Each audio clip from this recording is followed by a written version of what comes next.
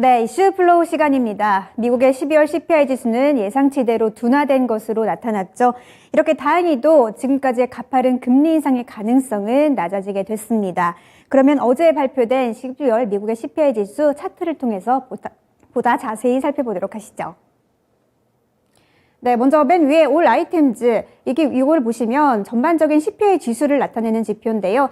전달 대비 0.1% 하락한 것으로 나타났습니다. 그 앞을 보시면 마이너스가 이번 달에 처음으로 나온 겁니다. 지금까지를 보시면 전월 대비 물가 하락률이 이렇게 하락세로 전환한 것은 2020년 5월 이후 2년 반 만의 일인데요. 이 대표적인 수치를 보시면 중요한 부분은 바로 이 마이너스가 있는 에너지 부분입니다. 이 에너지 쪽에 마이너스 쪽이 눈에 띄죠. 이 부분이 좋은 건데요. 이 전반적인 에너지 가격은 전달보다 4.5% 하락했고 그 밑으로는 가솔린, 그러니까 휘발유, 그리고 정유 쪽의 에너지 하락폭이 좀 많이 개선이 된 모습입니다. 이 밖에도 전기, 그리고 가스 부분, 그리고 이쪽에 중고차 부분에 쪽에서도 개선이 된 모습이었는데요. 이번 시장에서는 이번 CPI 지수 발표에 대해서 중립적으로 시장이 많이 이야기하고 있습니다. 이 가운데 더 이상의 가파른 금리 인상에 대해서는 한숨을 돌렸다 정도로 해석을 할 수 있겠는데요. 한편 이번 CPI 지수로 발표로 불확실성이 해소되면서 미증시가 상승했고 우리 시장도 오늘 상대적으로 견조하게 흘러가는 모습인데요. 네, 그러면 여기서 오늘의 이슈 공개해 보도록 하겠습니다. 네, 오늘의 이슈는 미국 12월 CPI 큰 폭으로 하락, 연착륙 기대감 가속화인데요. 보다 자세한 내용은 김영일 전문가와 이슈 플로우 통해서 살펴보시죠. 네. 오늘 개장부터 계속해서 CPI 얘기가 나오고 있습니다. 그래서 이게 어떻게 나온 건지 안에가 다 잘 나온 게 아니기 때문에 이 부분에 대한 해석이 분분한 것 같습니다. 좀 자세히 보겠습니다. 김영일 전문가입니다. 안녕하십니까? 네, 안녕하십니까? 네. 자, 오늘의 주제입니다. 자, 미국의 작년 12월 CPI가 큰 폭으로 하락했는데 이게 이제 앞으로에 대한 경제에 대한 경착륙이 아니라 연착륙에 대한 기대감을 키울 수 있는 건가? 라고 이제 물음표가 떴습니다. 자, 플로우 좀 하나씩 넘어갈 텐데요. 자, 첫 번째 플로우는 미국의 12월 이제 기록에 대해서 나옵니다. 그리고 두 번째는 연착륙 가능성, 그리고 앞으로에 대한 FOMC, 2월 FOMC가 예정되어 있는데 방향성까지 보도록 하겠습니다. 첫 번째 내용부터 볼까요? 일단 시장에 더욱더 기대감을 차오르게 할 만한 이슈죠. CPI가 이제 하락 조정되면서 결과적으로는 3개월 연속 좋은 수치를 나타냈습니다.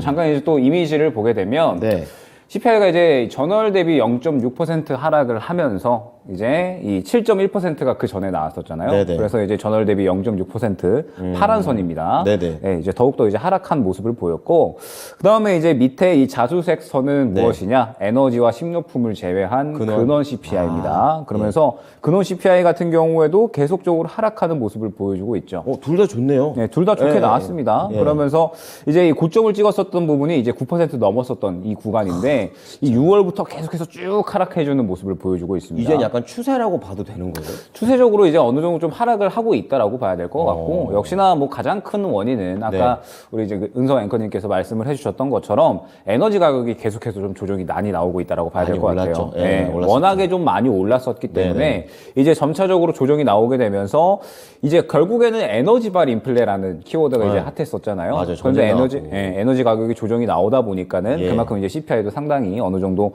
조정이 많이 나오는 모습을 확인을 할 수가 있습니다.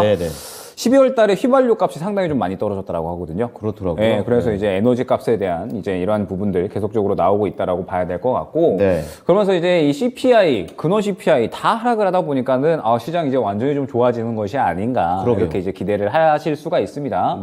다만 이제 뭐 그 부분에 대해서는 어느 정도 좀 시장에 좀 반영이 된 부분이 있다라고 생각이 되고요. 그 다음에 경계감을 좀 가져가야 된다라는 발언들도 있기는 하거든요. 경계감을요? 네, 물론 이제 보게 되면은 팬데믹 이후에 처음으로 마이너스 전환을 했다. 굉장히 이제 의미 있는 일이기는 합니다. 의미 있는 일이기는 하나, 여기서 이제 경계감을 조금 이제 아직까지는 가져야 된다. 이제 반대적인 이런 이제 의견이 무엇이냐라고 했을 때, 근원 CPI에서 추가적으로 주거비 항목을 뺀 초근원 CPI를 조금 더 이제 주목을 해야 된다. 그러니까 그거 더 보수적으로 보는 거죠. 그렇죠. 더 보수적으로 보면서 이 부분에 대해서 이제 결과적으로는 어떤 해석이 가능하냐. 네. 이제 전체적으로 이제 에너지 값이나 물가, 이 식료품 값은 이제 전체적으로 어느 정도 조정이 나오고 있잖아요. 네. 그런데 최근에 연준에서는 이 계속해서 강조했었던 부분, 고용 지표 등 서비스 물가에 대해서 이제 계속적으로 이 높다 보니까 고용 시장이 이제 좀 활발하게 진행이 되다 보니까 이 부분에 대해서 집중을 해야 된다라고 많이 이야기를 했거든요. 네. 그러다 보니까 결국에는 이번에 경계감 있게 나온 발언들도 무엇이냐? CPI 당장 좋게 나왔고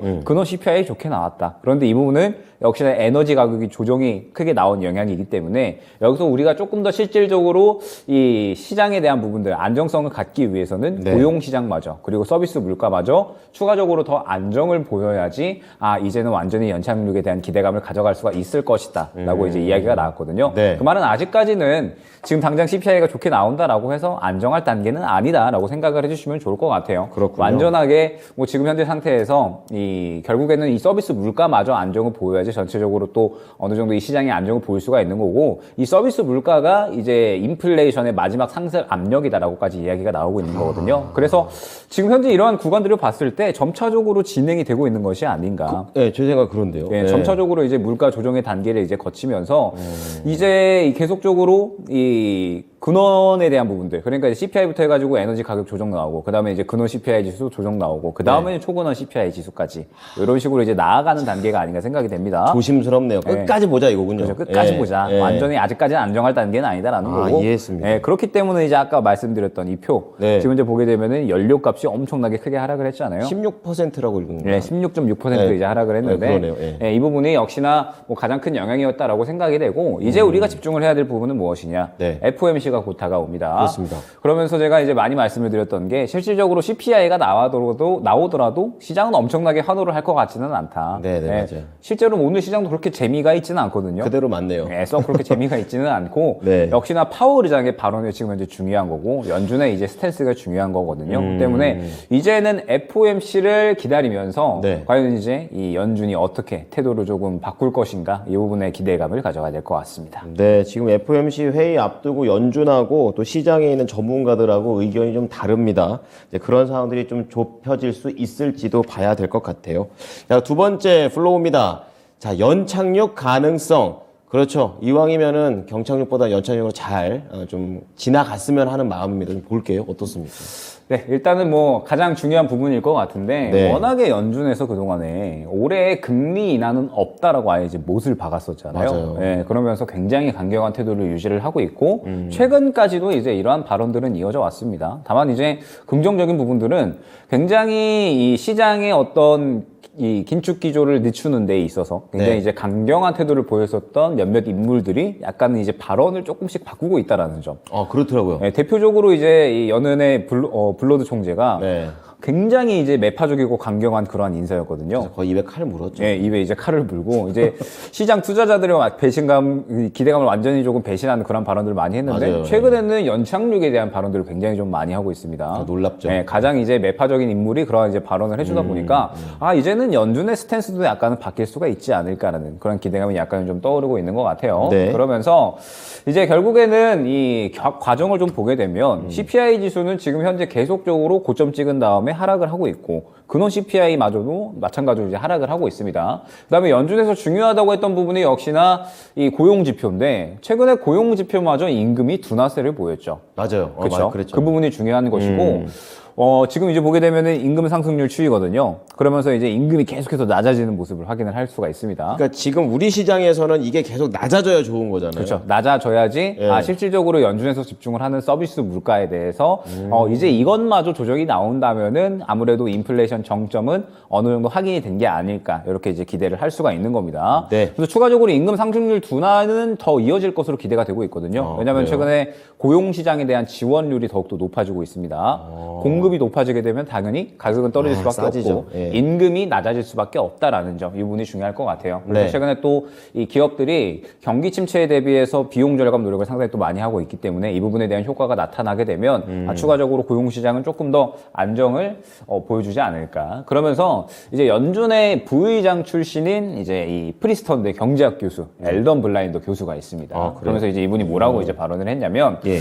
굉장히 지금 현재 이 CPI가 하락하는 부분은 굉장히 긍정적 긍정적이다라고 이제 이야기를 했습니다. 그러면서 이 모든 신호가 연착륙 가능성에 대해서 계속적으로 이 이야기를 해주고 있다라고 이제 굉장히 좀 좋은 발언을 해줬거든요. 네. 그만큼 이제 굉장히 매파적이었던 인사들이 점차적으로 시장의 신호를 보니까 이제는 연착륙 기대해도 되겠다라고 이제 발언을 하는 상황입니다. 네. 그러면서 이제 연준이 통화 정책을 어느 정도 완화할 것으로도 기대가 되고, 그러면서 이 경기 침체에 대한 부분들도 완전히 고강도의 경기 침체보다는 그냥 짧고 빠르게 지나갈 정도로만 이제 이야기를 해주고 있는 상태예요. 네.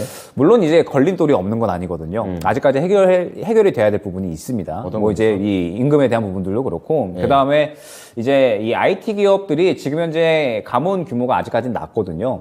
근데 감원이 나는데도 실업보험 청구하는 사람들 적더라고요. 그쵸. 딴 데가 다 그 취직을 하나 봐요. 지금 고용시장 지원율이 상당히 좀 높아지고 있다라고 그 지원율 했잖아요. 때문에 그런 네, 지원율도 뭐 그렇고, 그 다음에 SK 하이닉스 같은 경우에도 보면 이제 적자가 이어지고 있잖아요. 맞아요. 그러다 보니까 당연히 적자가 나면은 이제 이 퇴직금이라든지 혹은 네. 이제 이 비용이 어느 정도 이 성과급에 대한 이런 부분들도 좀 문제가 될 수가 있고, 네, 그러다 보니까 뭐 전체적으로는 이 고용시장은 그래도 이제 돈이 좀 줄어들고 있다라고 어쨌든 결론적으로 봐야 될 것 같은데, 지금 여기서 이제 한 가지 더 우려감이 생기는 부분이 무엇이냐? 중국 시장에 다시 한번 이제 돌아가고 있다라는 점, 이 부분이 좀 중요할 것 같아요. 결국에는 이게 리오프닝처럼 되면서 그게 인플레이션 또 올린다는 그렇죠. 거죠. 예. 그 부분이 약간 우려가 되는 부분이 있고, 이미 네. 이제 약간 신호로 나타나고 있습니다. 아, 그래요? 최근에 구리 가격이 엄청나게 급등을 하고 있거든요. 와. 구리 가격이 작년에 엄청나게 상승을 했다가 급락을 했습니다. 9,000달러 넘었네요. 네, 그런데 9,000달러가 넘어갔습니다. 네. 9,000달러가 넘어갔고, 결국에는 이 구리값이 올라간다라는 게 중국이 다시 한번 산업활동을 그렇죠. 재개를 하면서 그 뜻이죠. 네, 원자재들을 다시 한번 사들이기 시작을 하니까, 그러다 보니까는 이제 구리가 안 들어가는 데가 없잖아요. 그쵸. 네, 그러다 보니까 이제 가격이 지금 올라가고 있는 게 벌써 이제 나타나고 있고, 그러면서 최근에 이제 풍산이라는 종목이 이제 대표적으로 구리 관련된 종목인데, 네. 풍산이라는 종목도 상당히 좀 올라가고 있습니다. 그러면서 이제 6월 이후에 처음으로, 작년 6월 이후에 처음으로 9,000달러를 돌파했다 생각을 해주시면 될 것 같아요. 그렇군요. 네, 그렇기 때문에 아직까지 물가를 끌어올릴 요소가 다 사라졌다라고 보기는 힘든 겁니다. 이제 서비스 물가 지수도 좀 더 봐야 되고, 네. 그다음에 중국이 다시 한번 이제 시장이 열렸기 때문에 여러 전문가들이 이제 이렇게 이야기를 했어요. 뭐라고요? 중국이 이렇게 이 제로 코로나 정책으로 나라를 봉쇄했던 것 자체가 네. 작년에 인플레이션 상황이 어떻게 보면 축복이었다라고 이야기를 했거든요. 그러니까 중국인들 입장에선 중국인들 입장에서가 아니라 전 세계들 입장에서, 오히려 그렇죠. 중국이 산업 활동을 멈췄으니까 산업이 안 악재다. 돌아가잖아요. 그 그래서 얘기군요. 예. 완전히 심해질 수 있었던 인플레이션이 그나마 억제가 되었었다라는 겁니다. 그런데 고맙다고 해야 되나 참.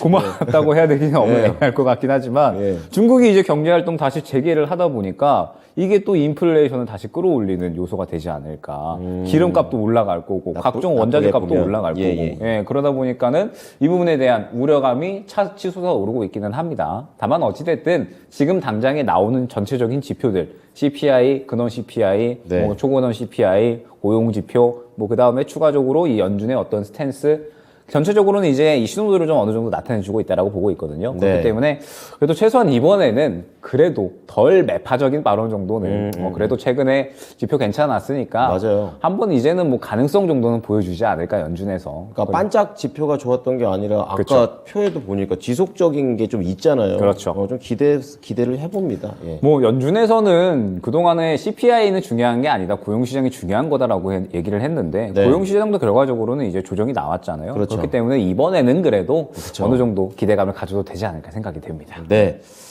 참 중국이 또 이렇게 본의 아닌 한 몫을 했다라는 게 예, 그렇군요. 예.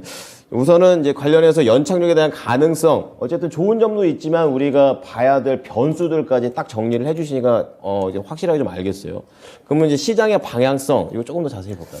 네, FOMC가 이제 주말 지나가면 딱 2주 정도 남습니다. 아, 그렇군요. 네, 딱 2주 정도 남고, 아마 저는 다음 주부터는 FOMC 대비 눈치 보기 장세가 좀 진행이 되지 않을까 생각이 돼요. 그렇군요. 왜냐하면 네. 최근에 시장이 굉장히 좀 반등이 나왔고, 이미 연착륙에 대한 기대감이 어느 정도 반영이 됐다라고 보고 있습니다. 그러면서 이제 보게 되면 FOMC에서는 이번에 베이비 스텝에 대해서 이제 전망치가 상당히 높아졌어요. 뭐 92%면 네. 다네요, 그냥. 어제 제가 이 대본 작성할 때만 해도 예. 70% 왔다 갔다 했던 것 같거든요. 그런데 오늘 또 보니까 92% 이게 넘어가는 변동성이. 수치가 나오네요. 네. 네.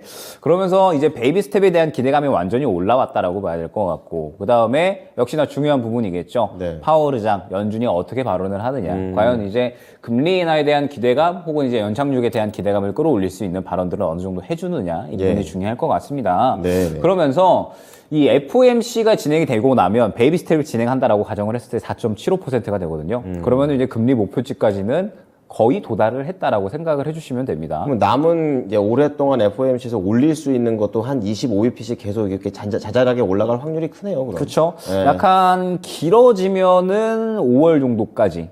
길어지- 짧아지면은 한 4월 정도까지 이제 예상이 되고 있는데 어찌됐든 이 4.75%가 되고 나면 네. 남은 목표치는 약 한 5.25% 정도까지 최대치로 봤을 때 그 정도로 이제 생각을 하고 있거든요. 네. 그렇기 때문에 금리 목표치는 거의 도달을 했다라고 생각이 되는데 다만 이제 말씀드렸듯이 지금 현재 시장 투자자들이 주목을 하는 건 이러한 지표들이 아니라 네. 연준의 발언과 스탠스입니다. 그렇죠. 그렇기 때문에 아마 다음 주부터 저는 이미 시장에 또 많이 반영이 돼서 코스피 2,450 정도가 어느 정도 좀 고점이 되지 않을까 생각을 합니다. 네. 지금 이미 코스피가 상당히 좀 많이 올라왔어요. 그래서 거의 이제 그 근처 구간까지 갔는데 우리가 10월부터 12월 장세를 생각을 해보면 쭉 상승이 잘 나오다가 항상 2,500포인트 근처에서 꺾였습니다. 아. 네, 그 구간에 굉장히 주요한 매물대가 이제 형성이 되어 있다라는 그렇군요. 거거든요. 예. 그렇기 때문에 아마 이번에는 2,450 정도 근처 구간에서 저항을 느낄 확률이 굉장히 크고 그러면서 이제 연착륙에 대한 이러한 기대감들이 많이 반영이 됐기 때문에 네. 아마 제가 생각하기에는 다음 주부터 눈치 보기 장세가 진행이 될 확률이 굉장히 높다라고 생각이 됩니다. 2주 만에 굉장히 빠르게 반응을 하는 것 같긴 하네요. 그렇죠. 네. 그러면은 아마 지금 현재 생각을 해볼 때 네. 최근에 기술주, 성장주들 상승이 굉장히 좀 잘 나왔었잖아요. 그랬죠. 한 차례 차익 실현이 나올 수 있는 가능성도 있습니다. 워낙에 상승이 많이 나왔으니까. 네네. 그러면서 뭐 역시나 이제 집중을 해야 될 부분들이 최근에 시장을 보게 되면은 정책주, 그 다음에 이제 다음 주부터 아마 차이나 모멘텀에 대한 기대감이 또 점차적으로 차오를 겁니다. 그렇군요. 예, 그러면서 아마 시장에서 더욱더 이 순환매 속도가 뭐 말씀드렸지만 가속화될 수 있는 2주가 되지 않을까 생각이 돼요. 아, 그렇군요. 왜냐하면 보통 이제 눈치 보기 장세로 진행이 된다라고 했을 때에는 네네. 투심이 활발하게 다 살아난다라기보다는 일부 섹터에 순식간에 돈이 몰렸다가 빠지는 형태의 매매가 굉장히 유행하거든요. 작년에 이런 거 굉장히 많았죠. 그렇죠. 작년에도 굉장히 많았고 올해도 그렇군요. 네, 항상 이제 FOMC 전에는 그러한 장세가 이제 유지가 되어 왔었잖아요. 네네네. 그렇기 때문에 뭐 지금 현재 상태에서 아마 이 FOMC까지 약 2주 동안의 기간 동안에는 이러한 장세가 좀 유지가 되지 않을까 생각이 됩니다. 다만 아마 다음 주 정도까지는 조금 더 좋은 흐름은 유지를 해줄 것 같아요. 네. 어찌됐든 뭐 CPI 지표가 굉장히 좀 좋게 나왔고 지금 현재 뭐 기술주 성장주들 전체적으로 이 좋은 흐름들을 보여주고 있으니까 다음 주까지는 좀 더 이 좋은 모습을 보여주되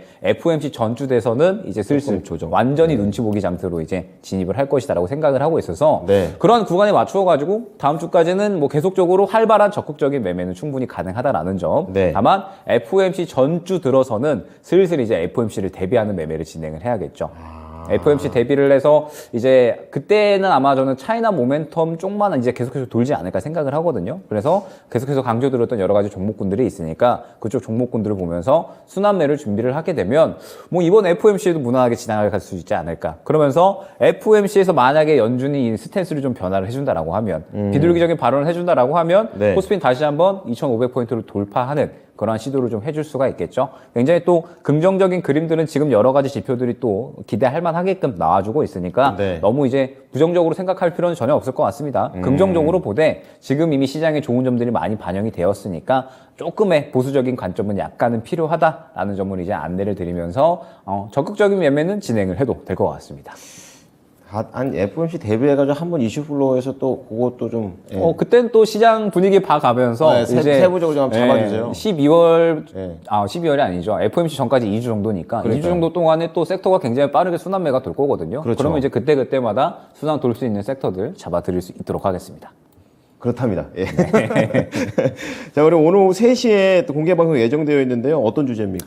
뭐 역시나 1월 달 순환매는 계속해서 진행이 될 거기 때문에 네네네. 그러한 순환매에 대해서 계속적으로 이제 우리가 수익을 챙겨갈 수 있는 방법들. 항상 말씀드리지만 저는 수급을 보면서 이 단기적인 트레이딩을 매우 선호하는 그러한 전문가이기 때문에 네. 그러한 방법으로 수익 볼 수 있는 방법 안내 드릴 수 있도록 하겠습니다. 네, 지금 시장 상황이 이렇기 때문에 김영일 전문가의 여러 가지 능력 중에서 단기 매매를 좀 더 즐겨보실 수 있는 그런 공개 방송이니까 많이 관심 가져주시기 바랍니다. 오늘 내용 감사합니다. 네, 감사합니다. 자, 오늘은 시장에서 CPI 도대체 이거 어떻게 판단해야 되는지 자세하게 좀 말씀을 드리고 관련된 전략까지 연결을 해드렸습니다. 지금까지 김영일 전문가였습니다.